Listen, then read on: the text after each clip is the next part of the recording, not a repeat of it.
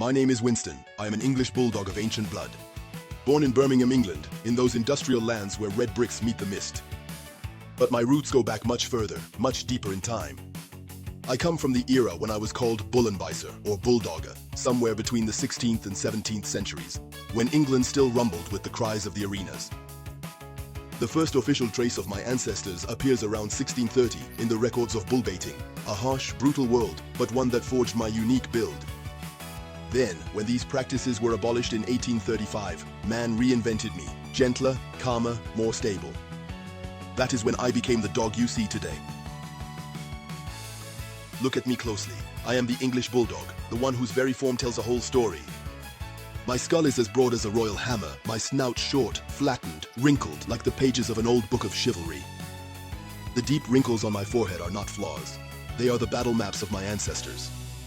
My body is compact, carved like a block of stone, with massive shoulders, a chest puffed out like a rampart. Thick legs, almost too short, but capable of supporting all my quiet power. Imposing, yes, but calm, terribly calm. I am this unique blend, the strength of a fighter, the soul of a philosopher. When Queen Victoria was crowned in 1837, I was already there, in British homes, transformed into a noble companion. When the Kennel Club was founded in 1873, my breed was inscribed in the Registry of British Marvels, a proud heir to a harsh past and builder of a future where I became a symbol of endurance, courage, and, let's admit it, a rather stubborn little character. I am Winston, son of the English mists, lord of the stone arches, guardian of calm, of the weight of the world, and of tea at 5 p.m. I do not run, I reign. I do not speak, I declare. I do not pass by, I command presence. And if I seem a bit stern, do not be mistaken. Beneath my old general's folds, I am but a tender heart that beats softly for those who respect my history. My story doesn't end in the arenas or the English drawing rooms. No, I have crossed the centuries as a living symbol. When England's reach stretched across the seas, I could already be seen on the docks, watching over the cargo, my stocky frame standing firm against the salt wind. When the workers left the factories of Birmingham, it was often me they found sitting by the door, with a patience of steel, a solemn gaze, a faithful heart. I became the people's dog, then the gentleman's dog, then the family dog. Capable of commanding respect with a simple huff, and of loving like an old soldier returned from the front. People like to think I'm slow. That's false. I am deliberate. Every step I take carries the weight of a royal decree. Search in my folds, and you will find the memory of an entire country. My stocky shoulders tell of the ports, the mines, the fights, and my dark eyes carry the nostalgia of London in the rain, the kind that makes the cobblestones shine like mirrors. I am Winston, and though my appearance may seem rough, I am the first to rest my head on the knees of those I love, the first to remain still when the house falls asleep, like an old knight watching over his castle. They say I'm stubborn, no doubt. But it's because I know my worth. And when I love with the strength of all those who came before me. Look at me once more. Behind my wrinkles and my statue-like build, there is a simple truth. I am an English Bulldog, heir to a vanished world, builder of a new one, and a silent witness to every life that crosses mine. Beneath my old general's folds, I continue to carry a vast, warm, indestructible heart. A heart that beats for you, for those who understand that behind the strength, there is always a gentleness deeper than all the rest. I was one of the first dogs to tread the rings of the British Kennel Club, barely founded in 1873. And in 1875, at the first major British exhibitions, my breed began to stand out. Then, at the turn of the 19th century, I became a traveler. The United States.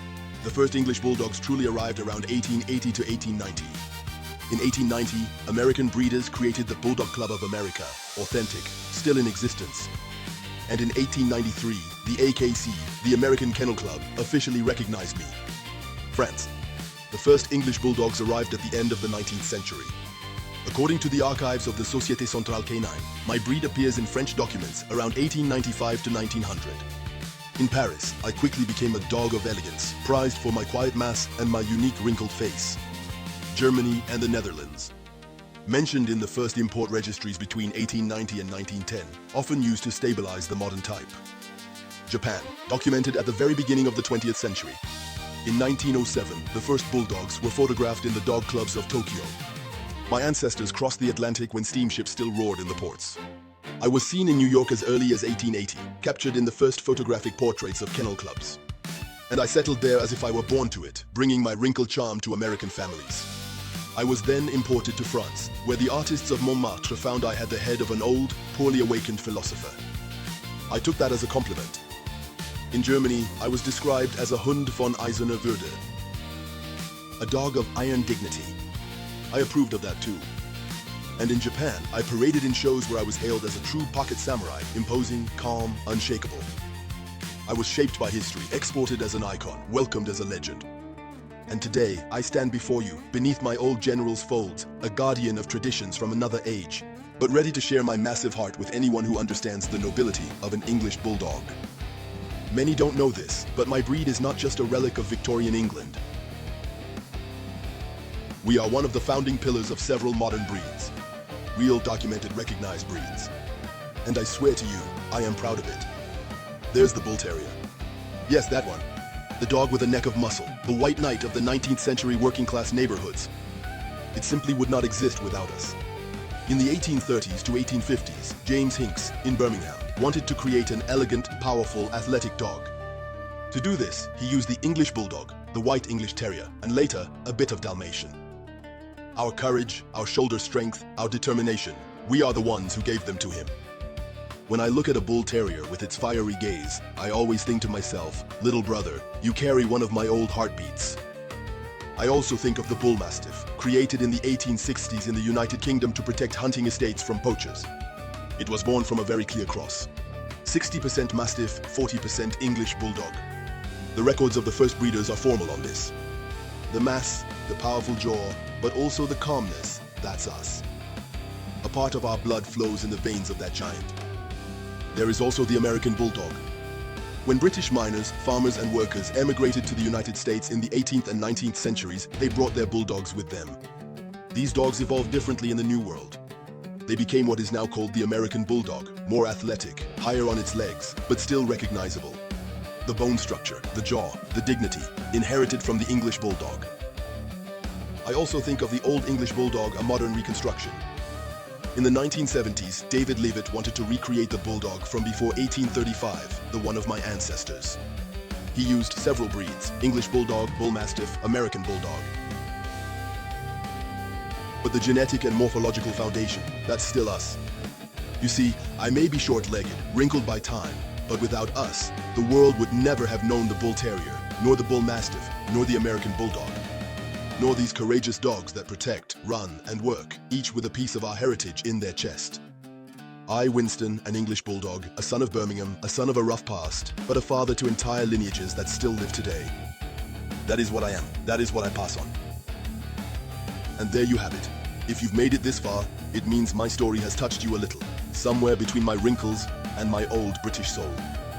I hope you enjoyed this journey through time, from the arenas of the 17th century to modern homes. From the first records of 1630 to the show rings, my brothers and I have worn the colors of England. None of this would have been possible without you.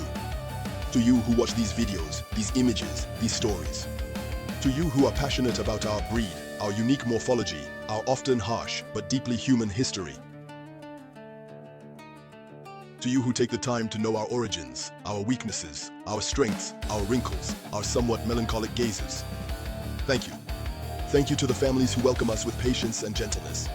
Thank you to the enthusiasts who study our bloodlines, who protect our standards and our health. And above all, thank you to the serious breeders, those who work late, who watch over litters as one would an ancient treasure, who preserve what the centuries have shaped before them. It is their hands, their dedication, their vigilance that keep the true essence of the English Bulldog alive. I am Winston, a son of Birmingham, an old heir of bulls and kings, a small colossus who became a family companion. And I thank you sincerely for keeping my story alive, wrinkle after wrinkle, generation after generation. Until we meet again, my friends, by a warm fireplace under a tartan blanket, or simply somewhere between two heartbeats.